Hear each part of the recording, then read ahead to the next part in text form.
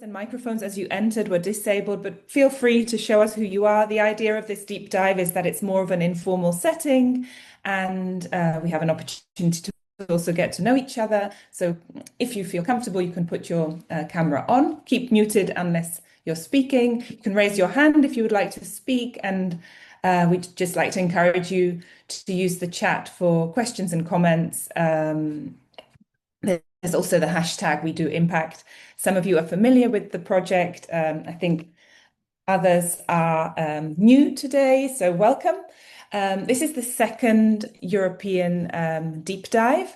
Today's topic, data-driven civic engagement and community participation. It's going to be an hour-long event. We'll try and stick to the agenda. Do Impact is a 2-year funded project. We're already in the second year, so we're well into the second half of activity. And it's a capacity building program focusing on digital and data-driven solutions to help SMEs and social economy enabling organizations in the social economy sector, or the proximity and social economy sector, to be able to understand how to use data better in their practical day-to-day work. So we've been taking organizations, SMEs and the enabling organizations through a learning journey, a capacity learning journey of transnational workshops, and also a more focused local program of activity that has been offering targeted training, peer learning sessions, awareness raising activities. And this is one of the local, so to speak, events, but more with a European focus that is being curated by us at the DACES network. So this is the second deep dive. The first deep dive happened back in September. It was focused on enhancing employability through public social collaboration and data-based resources. From now on until the end of the project. So the idea is that we're going to have a deep dive happening on a monthly basis. This is the second one. Third one's happening in March, and so on. So today's deep dive is the second of these sessions. So we hope that perhaps you will join us on a monthly basis. What are we going to be doing today?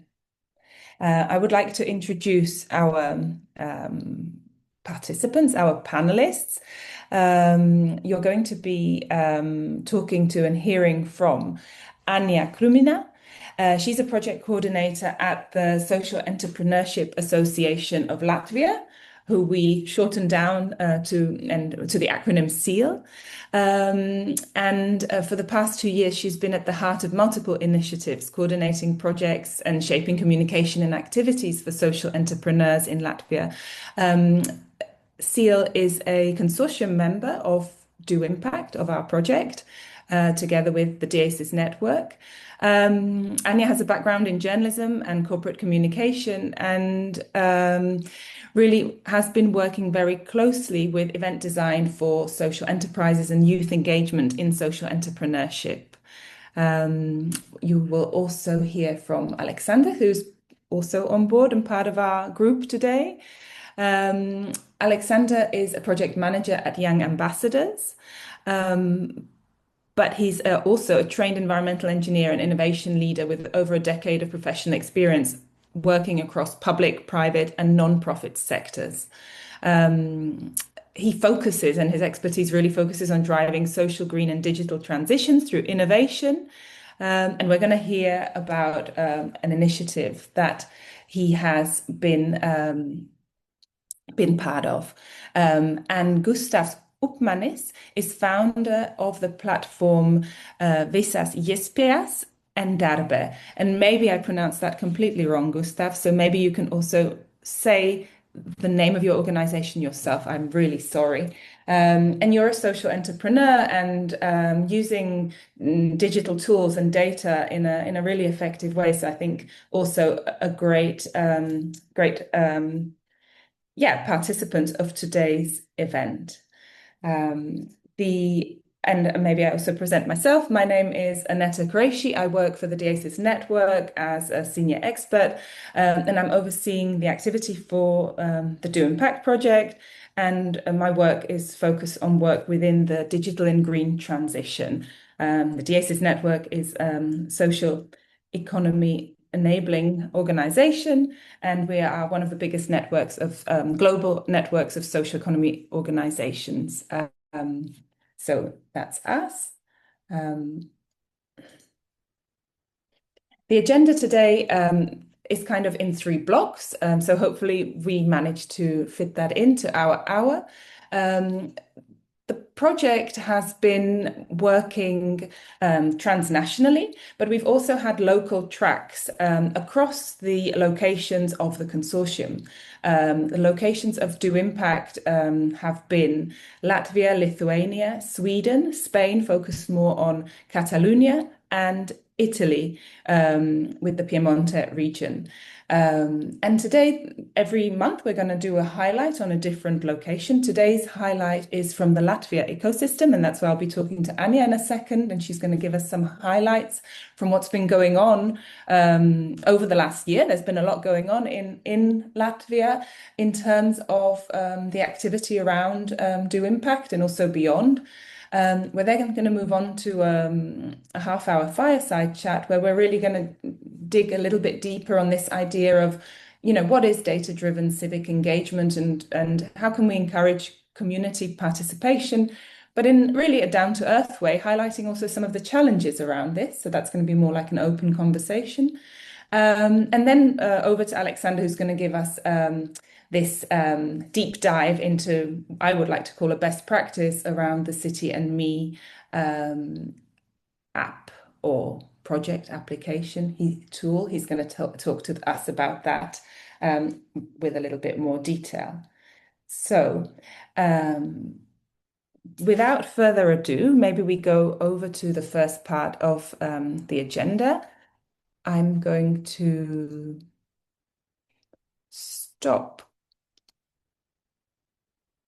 try to stop sharing my screen if I can. Oh, I leave it as it is. It's okay. Okay. Yeah, feel free to also put your cameras on if they're working, and if not, then it's no problem.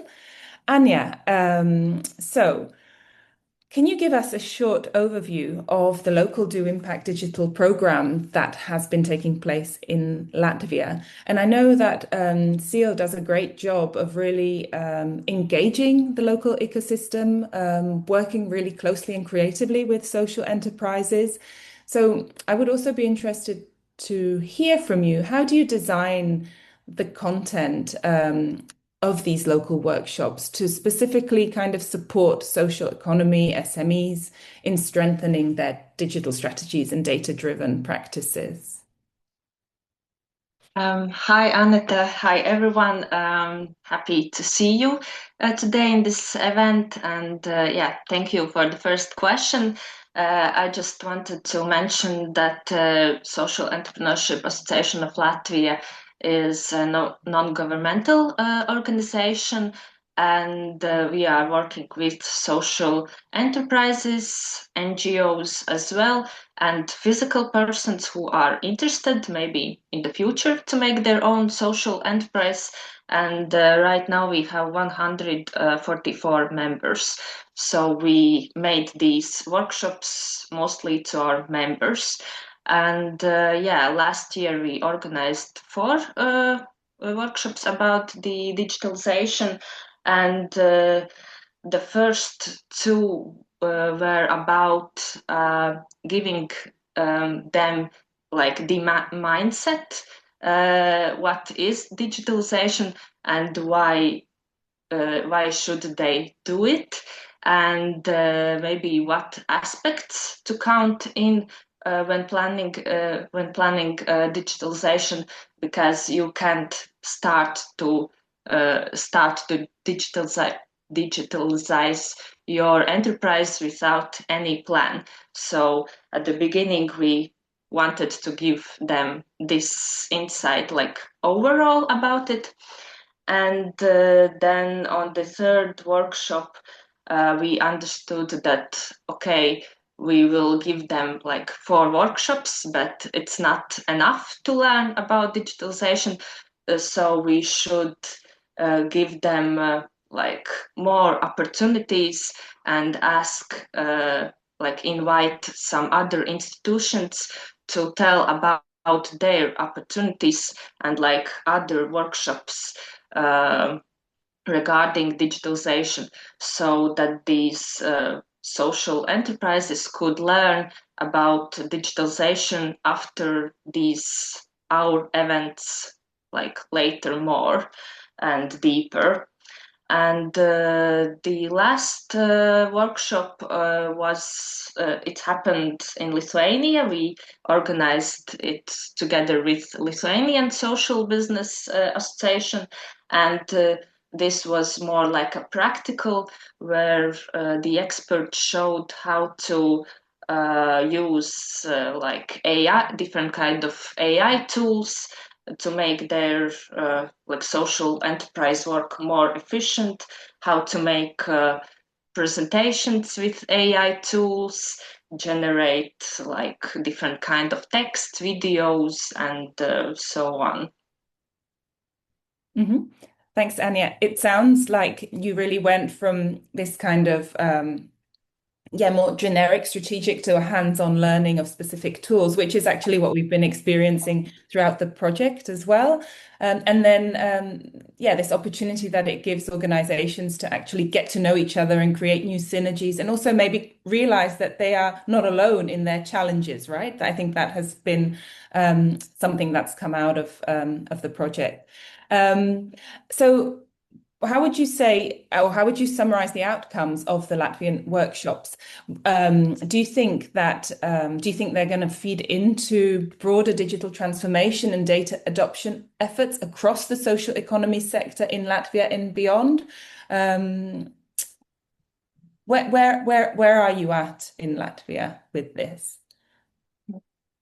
So in these workshops, we saw that some enterprises are new with digitalization, and they need to take like a baby steps, but some enterprise owners are more experienced, and in these workshops these experienced entrepreneurs started to teach these not so experienced entrepreneurs. So we saw this synergy, and it was interesting to look at it. And regarding the social economy sector, again, we are taking these baby steps because recently Ministry of Welfare made this social economy plan where and with the help with our help we made this like frame, what is social economy in Latvia, and that in social economy there are not only social enterprises, but for example NGOs as well. And we hope that these workshops will help like the system, like to the broader system, because of course a lot of social entrepreneurs who participated in these workshops, they are communicating in social media, they are telling their stories about data, about digitalization, about these workshops, and I hope that they after time will start to teach others, and these others will see these posts in social media and will start to be interested in this as well. Mm-hmm. Thank you, Anya. That's really nice little highlight from Latvia and from your region, I would say as well, which is probably shared across Europe. From DIASIS, we held a digital day late last year, where some of you who are here today also participated in, and we spoke about digital preparedness and like organizational transformation with social economy organizations at the center of that, at the core of that, and really upskilling in terms of building adaptive capacities and this kind of inclusive digital skills. And also talking about how can we create digital resilience and be active actors in this incentive, right? To be able to create digital resilience roadmaps and to be able to react in this kind of society where there are multiple crises happening. So we talked a lot about building resilience within organizations from the inside in order to be able to be flexible and adaptive to what's happening in the outside as social economy organizations. So I think all the local work that's been happening today, we have the example of Latvia, but from a European perspective, really this importance to have the social economy at the core of this digital preparedness and this holistic approach to building resilience, both inside and in the work that these organizations are doing. So thank you, Annija. I would like to move on to the fireside chat, and I would like to frame this in a way that our participants here who are with us today, if you have any further questions or if you would like to get involved in this conversation, I will start it off with a few questions.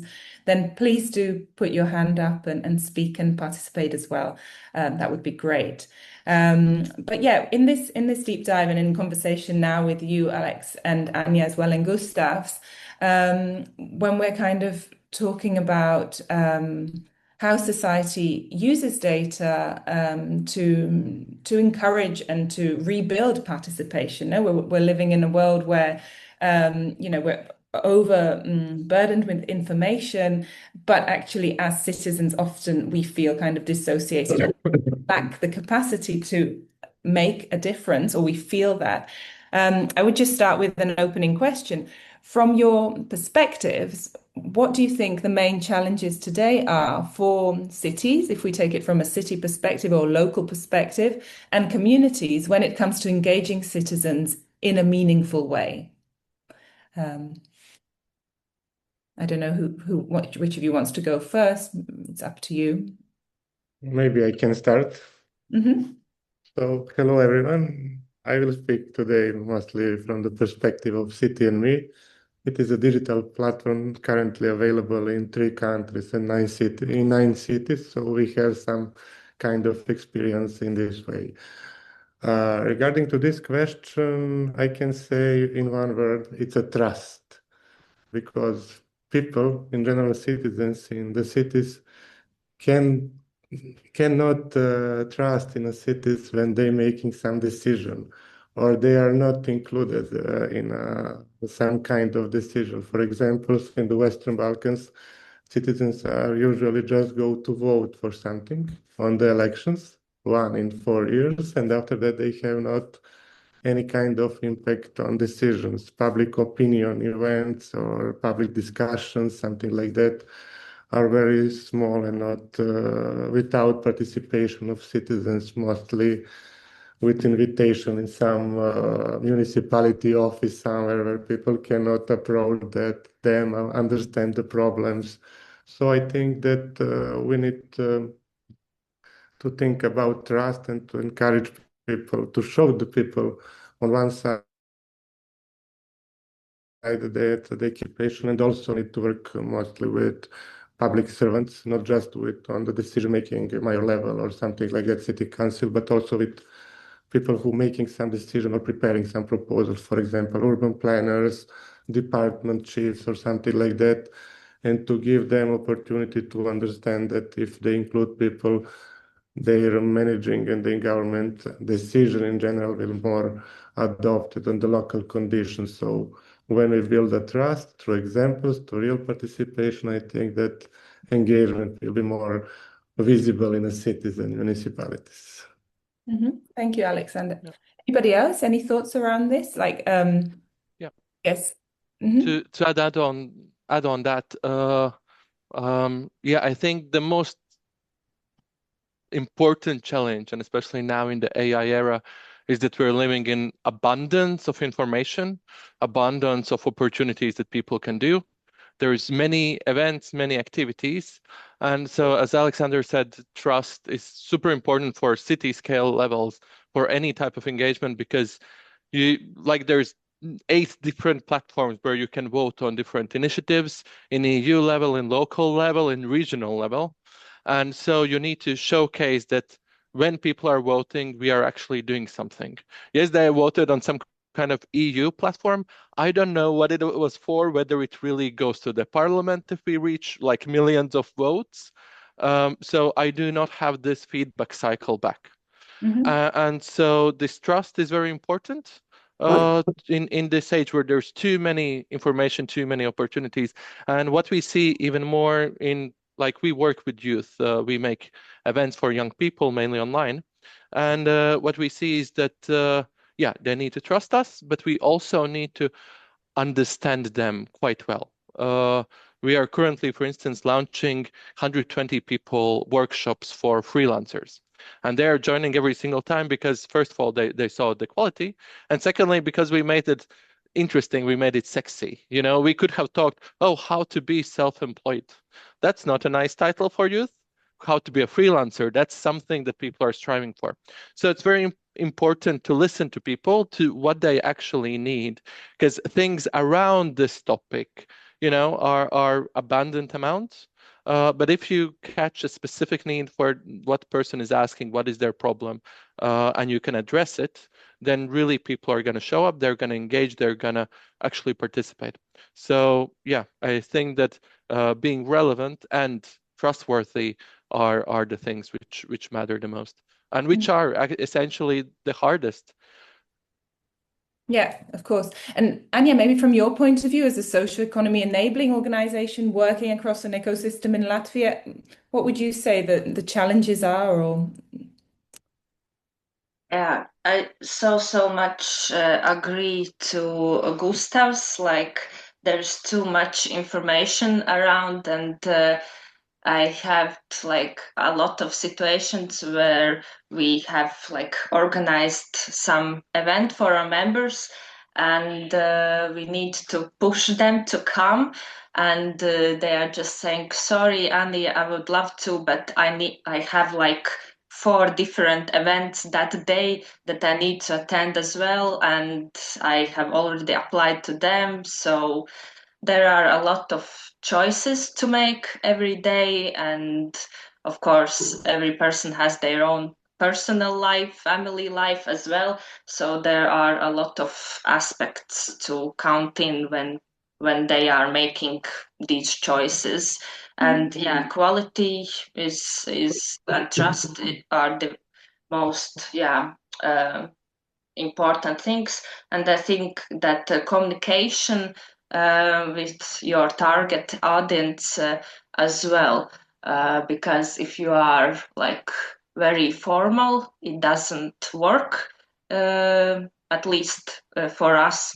So we are trying to be like more friendly with our members, and just talk with them like a person, like a people to each other. So yeah, it works. Super, thank you for that. Aleksandar, I would be interested in, well, Gustavs, you mentioned, you know, using sexy terms. Is data a sexy term? And I would like to ask you, Aleksandar, why is data becoming such a central issue for civic engagement and social innovation, especially for social economy organizations, from your perspective and your work that you're doing? Well, in general, when we speak about data, I think that now they became to be mostly digitalization in general, not something what happening eventually or something ad hoc. It's something we are living now in some digital age, so data is always around us. So I think that the data is very important because now we can manage a lot of, for example, social problems, other problems, city problems are now more complex. In the past, we had just one street and you can organize them how you want. Now in cities, you have a lot of streets and a lot of impacts where urban mobility making problems and communal issues, environmental issues. So it's too complex to define the problem. Because of that, when we have a data from some community, from some street, you can govern more better because you can make the decision based on evidence that you collected in your surrounding. On the other side, we as a person also, I as a person, all of us creating some data through mobile phones. We are interacting not just as a person, but also in a digital community, providing some interactions, some behavior, something like that. All of this also can help or could impact on some decisions. So I think that data is now one most important thing in all decisions because a lot of data provide us a lot of information that we can adopt our decision in a way to impact community or some part where we want to have impact with the decision.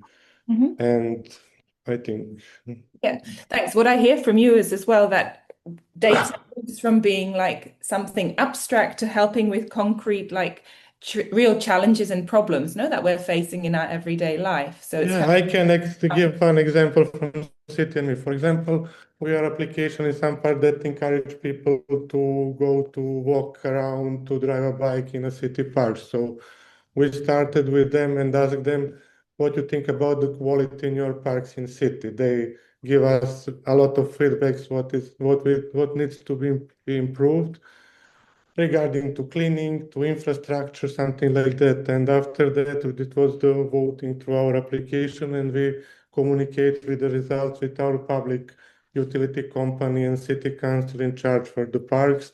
And in 2 weeks after publishing the results, they improved the quality of parks, clean all parks in the city, improved the urban mobility or something like that. And we presented both stories. We asked the citizens, provide data, more than 1,000 people voted and give us opinion. And after that, we had concrete actions based on data. They cleaning the parks each day, but in the end, people say it's good, but not enough. We need to improve this in park to be better. That is one of the examples. Thanks, Alex. Gustavs, I would like to ask you, could you explain what your enterprise does and what challenges you face when engaging, your target audience, your stakeholders? So essentially, we are doing a couple of things. We have an online platform which showcases all youth opportunities from Latvia, from Europe, like more than 100 constantly are available. So young people can visit it. And we have a job platform which showcases all jobs in Latvia. And with AI, it kind of allows people to sort through it. And then as well, we make various trainings. Like right now, we have training on mental well-being, on freelancers, and soon we will have school visits all around Riga. So we focus on young people and kind of providing them various skills and potential opportunities so that they can flourish. And slightly going back to data before answering the other challenges, I think it's important for decision making, because only if you use the data, because also with data, it's abundance of them. When we develop our website, we are looking how many people are using it from mobile or from computer, and it provides us with valuable data. But whether they use it from Samsung phone or iPhone, it's also could be valuable, but maybe less so. So it's important to kind of narrow it down. And second, where data is important, obviously, is in storytelling. Because if I'm just saying, oh, our website is visited by 15,000 people a month, it's like, cool, whatever. But if I start telling that, like, imagine the biggest stadium in Latvia, and there it's full of people, that's the amount of people that visit us every month and who are searching for opportunities. And every third person is finding something for them. That's already a different picture. So it's a lot about storytelling. But what I see, and actually it ties back to data very well for a large website, and I'm like, 120 people who go to trainings, but we don't know much about them. We see them only online. We don't talk with them in person. After they finish the program, rarely someone, because finding a job is like several months long process. Rarely someone comes back to us and says, oh, thank you for doing this training. It really helped me to find a job. We have these types of people, but it's a rarity. And once we make a survey, it turns out like 10% people are finding jobs, and we just don't know about it. So it's incredibly hard to kind of have this data approach and digital approach, and then link it back to the real life impact stories and real life people, which would help both in attracting sponsors and also for our own personal motivation. So it's hard to transfer numbers into feelings. Yeah, and also from what I'm hearing from both of you is the fact that the challenge around this being time consuming, right? And needing resources to actually do it well, right? And it's not a short-term thing, it's a longer term process. Yeah, and to zoom in on that, there is a problem that if we have a project which pays for us to take feedbacks, calculate the impact, etc., we are doing it. We are doing it diligently. We're even calling the companies asking, did you hire anyone? However, if there is no project, if we're doing it by ourselves, like we are not gonna allocate like even 10% of the budget to measure impact, to collect these stories. And that is a problem in many projects, that it's just not planned. Maybe it's written in a vague term about sustainability that yes, we will collect some information, but in reality, if there is no direct resources tied to it, then it's not likely that social enterprises or NGOs are going to actually collect the impact data. Mm-hmm. Yeah, that's really relevant points. And just maybe to highlight, as part of the Do Impact learning journey, we have a track, which are transnational workshops. Some of those are in person, but the one online happening in April is actually specifically focused on digital storytelling. So if you're interested in this topic, please do keep an eye out for the call, which will open next week. So feel free to sign up for that event. So just going back to another question. How do you transform data into actionable insights for communities? Gustavs, would you like to give another example how that has perhaps worked for you in terms of actually using, the data and working in terms of being able to be like an actionable insight or some change or adaptation to what you were thinking to deliver, to do it differently, or to actually help design your approach? Yeah. So I think the way how we collect data is twofold. One is various feedback surveys. So we also send these surveys to employers, to young people, and just ask when we're designing a training course, oh, what are you interested in? Which are the skills that you care about? We have mentoring programs where we dive a bit deeper in understanding why they care about this, because maybe they're saying that, oh, I want to be freelancer, but essentially they just want some kind of impact, some kind of money income. But yeah, so one thing is feedback forms, which we directly use. But second thing is, once we have a platform, we see what type of things people are clicking. What type of jobs are they actually putting in the keywords? Well, what opportunities they're actually clicking on. And then we can focus much more on those type of opportunities. We see that, oh, this is a new trend. These people are actually searching for it. So let's make an event about this topic or that topic. And I think for us, it's mainly events and event topics. And the most annoying part that we are currently dealing with, we have a procurement from Riga City Council, and there they have already predefined names and topics of the themes. And it's very nice. It's like digital detox, but we cannot change the name. So it's very hard to even sell it better, even though we have the data, we have the understanding. But it's very hard to sell the data if the fund giver has already pre-specified what specific niche things you need. And you see that it's not really what people need, but just what these like higher ups who haven't interacted with you that much are thinking that they need. So I think somehow providing this information even up the value chain to city councils, to other places, I think that could be valuable. But yeah, this is how we do it. And maybe also using data in a way that if you have a a project or a program or a funding stream that's happening over a duration of time, 2, 3, 4 years, that it has some kind of feedback loops and can adapt and reshape itself or develop along the way, right? Because as we go along, we have participants, we have feedback, and so on. I think that has been one way that we've been trying to approach the Do Impact learning journey as well. It wasn't set out in stone right at the beginning of the program, and we've been trying to listen to our participants and hear what they really want and what they really feel are the gaps in the use of data within our, if we can call it a sector, right? Because the social economy is such a transversal area. Absolutely. And like that's why we're always trying to, whenever we make learning cycles, we try to do it 2 years in a row so that after first one we can learn. And we have had partners which develop trainings in a not kind of fully fair setting, and then they ask participants to evaluate their courses and incentivize them to evaluate it with like 5 out of 5. And then afterwards, it's incredibly hard to improve it if you and it's a problem with the setting. Like, you need to sell that you're doing already good impact and good work, but at the same time, only if people are skeptical and evaluate you badly, you can improve.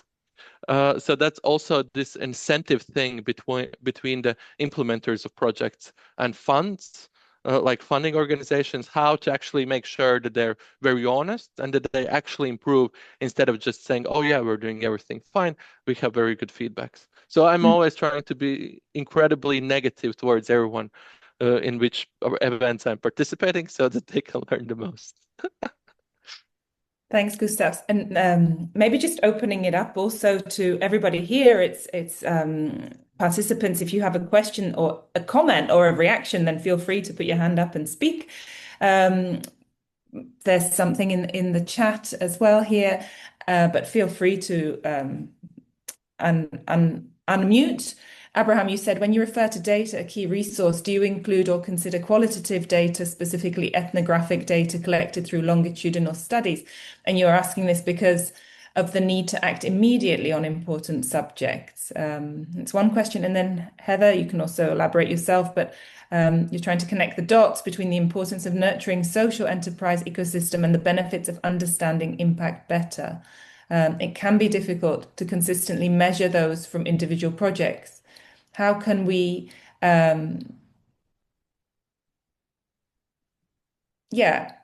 use impact data as a common good? No, connecting the dots across projects. I guess that's what you're asking. If anyone wants to respond to those, I can maybe start with the first one from very like social entrepreneur perspective. So qualitative data, ethnographic data. Essentially, we are not doing those type of studies too much, like academically, because yeah, as I said, no one's paying us to do so. So we try to do it very informally. We just talk with people around. We use this type of data a lot, but not done in a scientifically rigorous method, because yeah, then you can immediately act. And it's always going to be incredibly hard, whatever data input method you're using, to have any understanding on general population, because also we are attracting active young people. Therefore, it's not relevant for other kind of places where they're less motivated or so. But yeah, I think qualitative data is incredibly important, especially when you want to tailor things a bit more. So quantitative data gives a good understanding. Are we doing good? Are people interested in marketing? Are there's this or that? But once we want to delve deeper, that's when the qualitative data really comes in. Yes, you understand it from only specific group of people. It could be niche, but most likely they represent slightly broader perspective, that they care about marketing, especially because they care about like creativity, what we've seen. And then you focus on how can we sell or work with this creativity. So yeah. Aleksandar, maybe just to focus us a little bit with the work you're doing, what's your vision for the future of data-driven community participation? Maybe without going into the specific examples of City and me because you have the opportunity after the fireside chat. But in general, you work a lot with data, you see the challenges. What's your vision for an ideal world that would facilitate the kind of change you're trying to make and the kind of connections, that you're building in order to create some positive change in the city and in the cities that you are expanding? Thanks for the question. It's too difficult to predict something in these digital days when every day changing something and we see something new and more from hour to hour. But back to data, I think that the future is based on, and all community decision will be based on community data. It's definitely. We are developing system, we are comparing, merging data, we are including data of citizens, we are putting on the same table data from citizens, data from government, data from different kind of open sources such as GIS, Open Map, something like that. And when you compare all, you can make some kind of decision, not just we as human, but also computers or some AI agents can compare it. For example, we are developing for the city of Niš new platform, which will measure local communal problem in the city level and creating heating map defined based on defined problems in the urban areas, which needs to be addressed through the next city urban plans or something like that. We are trying to be in line to work to use data for real-time decision, but also for the strategic decision in the future. Maybe with this, citizens became more participation and engage in our decision because, as I mentioned earlier, we are making data with every device, with every movement in the city. When you cross the street with the car, someone measure your movement there and count you in some statistic. But also, I think that is important to increase digital literacy of and data in general, because I think that digital skills, data skills, how to read, how to understand data, it's a new important core skill for the future. All of us need to better understand data, not on a scientific way to understand deeply, but you need to know on a level to understand how to use it and when to use it and to compare what is good, what is bad in data, because a lot of data could not be useful or collected in a bad way or something like that, not useful for decisions, but a human needs to make a decision what is good, what is needed, and how can implement them in the future. So data is a playground. All of that after data is depend on us, how we use it, how we present it, because it's not just to collect data, it's to use it and after that to present it. We are maybe successful with Citimi because when we speak about citizens and collect some data, we also present results of our city survey, but also present what happened with data. How citizens change some decision. For example, in urban planning, when City of Niš started to develop new urban plan for City of Niš, we defined some kind of surveys how we can include people through our platform in decision making. Each decision for the urban plan was presented on TV and says that citizens selected this place to build a new monument, to build new fountain, to build the parking slots, based on the vote in a city application. So we presented that local government ask people how ask and how implement their decision based on the results which are public. When you vote, you see results of the survey. They can't impact on decision. They just need to use data. So people are very included in the decisions and they're willing to participate because they see results of their participation. Thanks, Alex. And thanks, Gustavs and Annija, and for the questions as well. I think not because this is not interesting, just being aware of the time and also give you more opportunity to maybe illustrate what you're saying, Alex. If it's okay with all of you, I'd move on to the final element of these we call them like short online deep dive learning nuggets with the best practice and deep dive today into the city and me. So I don't know if you could keep this to, I don't know, just under 10 minutes would be great. And over to you. What is all this about? I can go maybe to the next. Okay. We start now from at the beginning. We started at the end. We started from the beginning. So it's time to present what is it and how we work. In general, we started 2 years ago with a lot of public consultations. We spoke, you can see on those photos, with city governments, with international organizations, with media, public enterprises, organized roundtables, piloting some things, and also make survey with the citizens. And based on that, we defined some problems that we want to deal into city and me application, mostly focus on citizens' participation and civic engagement. Traffic jams, urban mobility in general is a problem not just in Serbia, Western Balkans, but also in Europe, and also some recycling, waste management, and other things related how in the urban areas. Also, what we understood through this process is that cities and municipalities have not a good way to communicate with citizens. So our idea was to support them in a communication. Next slide, please. So in this way, we develop City and Me. You can also play the video. Sorry, going back. Okay.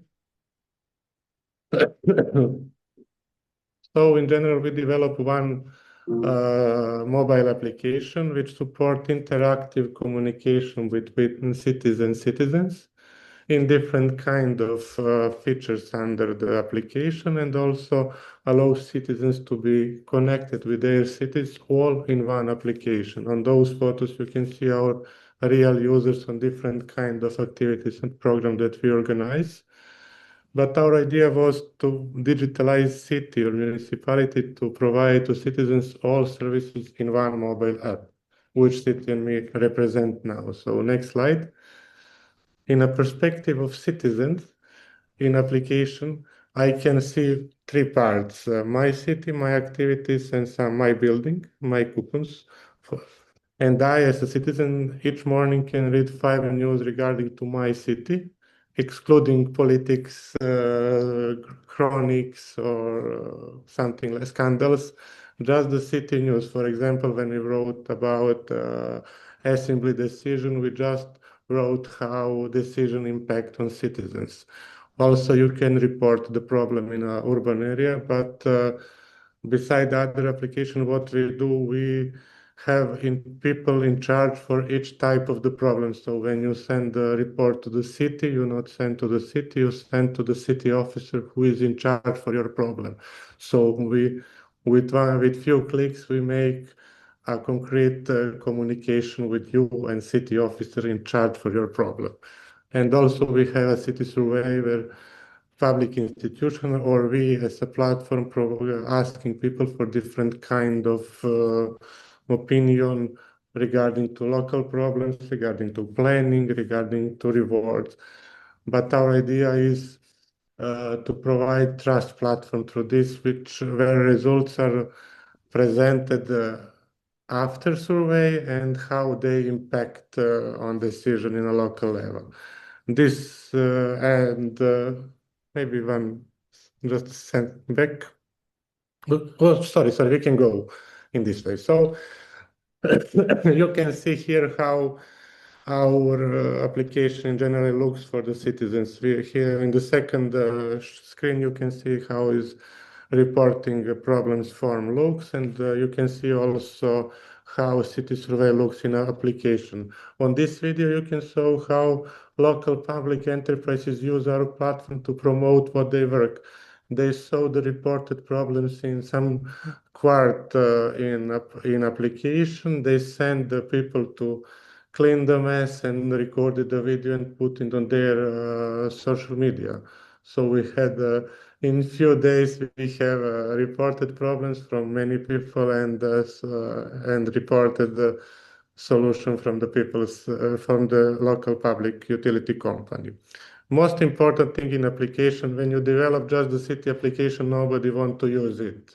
We need to be clear. In the city of Niš, we have 7 applications where you can report the problem, but people don't use it because I don't want to have a lot of application for different kinds of local services.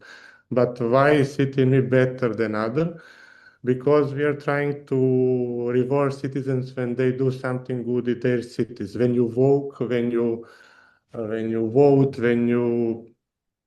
when you recycle, you receive the tokens which can be exchanged for different kind of local services and goods on the local level.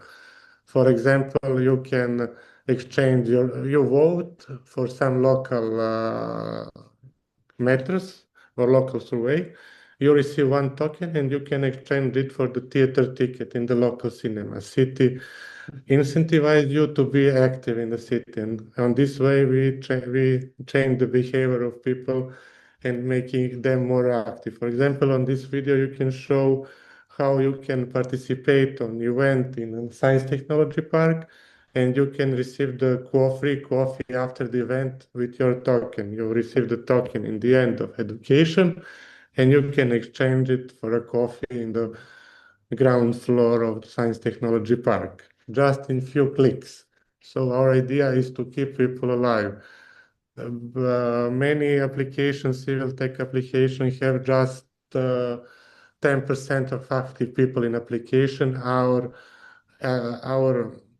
retention rate on a weekly basis is 44.7%. Half of registered users in the city, it's about 10% of population use our application on a weekly way.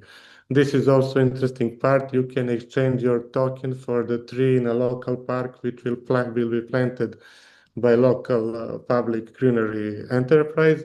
And we, together with you, will in the spring put your tag name on a tree. This is most important part of application. Just in city of Niš, we planted, I think, 3,000 trees in the last 2 years. Also, we started with the city of Belgrade and planted 10,000 trees in a forest close to the city, dedicated to citizens to put their tags and to have their own forest in the urban area. Maybe we can go on the next slide.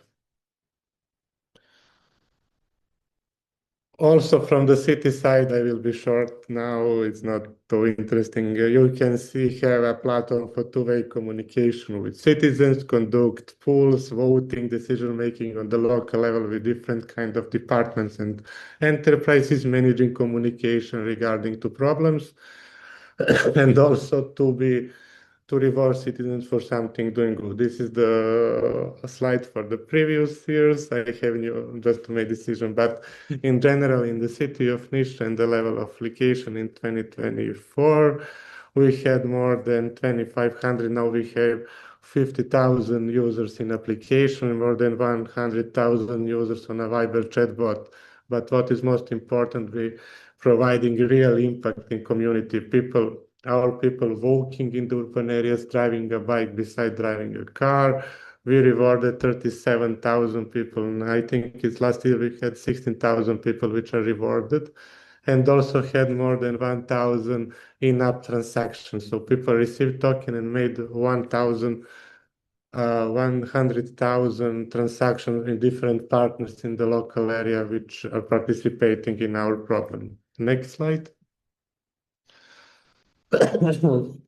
For example, how we're developing any feature. We communicate with users to pilot, to ask them what they need and how they want to look. And also on the other side, we discuss with the public enterprises, cities, municipalities, what they want, how we can help them to communicate with citizens, and how we can communicate with citizens, how we can help citizens to communicate with the government. This is some example how we done through the memorandum of cooperation with public authorities, how many people participated in a survey, how many participated in the piloting of digital tool, and this is how we develop user story for this kind. This is for, I think, for the user verification. We wanted to provide that local users participate in a local decision. We ask people, we ask the government, and develop some kind of useful solution for all. Next slide. But maybe we can go with this and next also. But what is important for when you develop the GovTech solutions or something like that? We started with the partnership. You saw the first slide where I speak that we had spent half of a year just to speak with the people. We are doing that each day, I can say. We organize big network of the cities, municipalities, science technology parks, and business support organization in the Western Balkans. You can see these people who are here in niche to decide to sign the declaration to support companies and cities in their twin transition, but also to support startup companies as City and Me to develop and test their solution in their urban level decision and daily works in general. So I will point to this in general that when you develop the community-based application, you need to communicate with community. I had some ideas how City needs to look, but it's not important what I think. It's important what our end users needs, and also what our users in local governments needs, and how can they use it and create real impact. So starting with partnership and starting with merging data in different layers, in different way, could provide some successful stories such as City and Me. We are now in 9 cities. We have, I think, 5 more that we are trying to finish the contractual process. Also in Europe, for example, in Slovenia, communicating a lot with different networks of cities and municipalities, for example, in the Mediterranean area with NALAS, with some island municipalities in Greece. But our focus is to communicate directly with citizens and with the cities to use data and provide some digital urban decisions that impact real life in urban communities. Thank you. Thank you very much, Aleksandar. I think it's a wonderful project, and I think the reactions as well. And there's been a lot going on in the chat, so I leave that to everyone. This is a short deep dive. The purpose of these sessions is to create a space for SMEs like you, but also enabling organizations to come together and to discuss exactly these kind of topics. So if you've enjoyed today's deep dive, some of you are already on this learning journey with us, I would just like to highlight the doimpact.eu site. You can see it on your screens now, and invite you to be part of what we're doing. So these deep dives are going to be monthly. The next one's happening at the end of March, and you'll receive an invitation. There is the transnational workshops, which are open through a call. The calls are announced on the website as well. There is financial support, both for SMEs and enabling organizations to join us for the final Do Impact event. That's going to be taking place in Brussels from the 7th to the 8th of July. So all of this is in the pipeline. Please keep in touch with the project. I think there are opportunities. And I put in the chat another DIASIS project that we're part of, which is RISE around engaged research. The second pilot is already underway, but I will also include my email in the chat. So if anyone is interested in following up with that, please do email and I can give you the information. And that's it really. I'm sorry, that's quite an abrupt end. I would really like to thank Annija, Gustavs, and Aleksandar for your inputs today, for sharing your thoughts, and I think really relevant and intellectually stimulating ideas around how we approach data, how we think about feedback loops, how we can actually get to making real impact by using data in a meaningful way, and also giving back to those people who are actually giving us the data. And also important topic around literacy, data literacy, not in general for everyone, but fundamentally also for the social economy ecosystem, because we're working on topics that do make a difference in society, and we do need to keep up to date with data literacy, which is definitely a topic that cannot be ignored. So unless anybody has anything urgent to say, I would like to thank you all and hope to see you again really soon. And before we log out, I'll just put my email as well. Feel free, if anybody has any comments or would like to say anything, please do.